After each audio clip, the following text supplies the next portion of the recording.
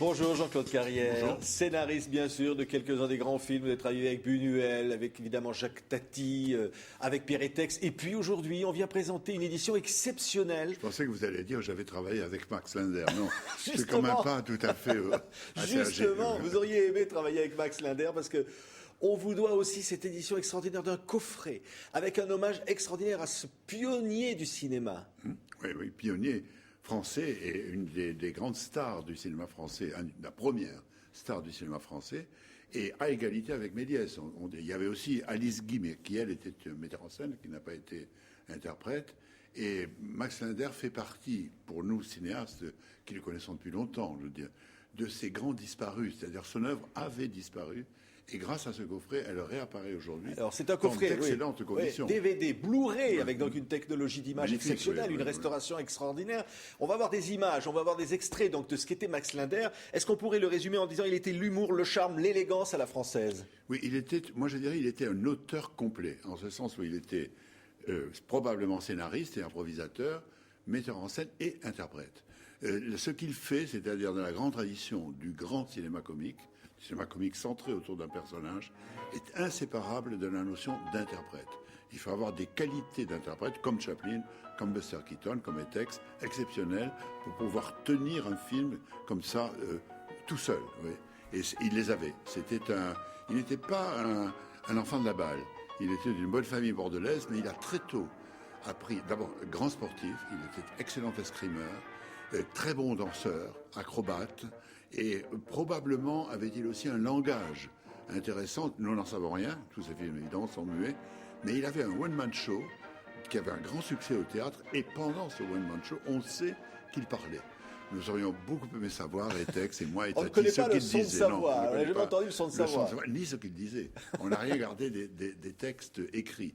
Ça Alors nous on voyait aimerait bien des images dans des extraits donc de quelques-uns de ces grands films. Il y a des scènes extraordinaires, la scène du miroir, on a vu la baignoire. Qu'est-ce qui caractérise ces films finalement? Alors, par exemple, par contraste à Chaplin ou à d'autres qui sont souvent des personnages jetés hors de la société, des vagabonds, des pauvres, lui non. Ce qui le caractérise, c'est qu'il est aisé, il est élégant, toujours extrêmement bien habillé, avec des épingles de cravate, avec un petit gilet, avec des guêtres blanches, très souvent. Et jamais cette tenue vestimentaire ne sera dégradée. Il a une silhouette très élégante. Et malgré tout ce qui peut lui arriver, évidemment, dans les films. Très élégante, non seulement extérieurement, mais intérieurement. Jamais il ne jouera un rôle de malandrin, de salaud, de traître, etc. Il est évidemment très séducteur. Ça, c'est une constante. Il l'était dans la vie aussi, Jean-Claude Carrière? Probablement, oui. Encore une fois, je ne l'ai pas connu. Il a épousé une femme qui avait 17 ans. Qui 17 ans, beaucoup plus jeune que lui, avec laquelle d'ailleurs, auprès de laquelle il est mort probablement après l'avoir tué. Ça, c'est quand même un élément, il faut s'arrêter une seconde. À 42 ans, il se donne la mort en plein succès, en pleine gloire, et il tue sa femme. Avant même l'apparition du cinéma parlant, puisque c'était en 25, je crois. On ne saura jamais si c'était dans une crise de folie, de dépression profonde. Personne ne le saura jamais. En laissant Maud Linder, qui était née, qui avait 16 mois, sa fille. Cette disparition est une des énigmes les plus profondes, les plus obscures, non seulement de l'histoire du cinéma, mais de notre histoire. Qu'est-ce qui s'est passé dans l'âme de Max Linder pour qu'il en arrive cette nuit-là à tuer sa femme et à se tuer? C'est terrible. Et alors, la poésie de ce personnage demeure. On va encore voir des images. C'est extraordinaire, la modernité de son langage. Et quand on voit, maintenant, quand je vois ces images, celle-ci par exemple, ou d'autres, je ne peux pas m'empêcher de penser au désir de mort et la pulsion de mort, nous dirions aujourd'hui qu'il porte probablement déjà en lui et sans s'en rendre compte. Avec son élégance, avec ses extraordinaires manières, dès qu'il prend une attitude, dès qu'il sautille, qu'il danse, qu'il imite un torero, il est parfait. Il n'y a absolument rien à redire à son jeu corporel. C'est tout à fait excellent. Et pourtant, ce personnage-là, avec toutes ses immenses qualités, va se détruire. Oui, regardez cette scène justement, on parlait de torero dans une rue de Paris, on est au début du siècle. Tourné regardez en décor réel. Regardez ces images.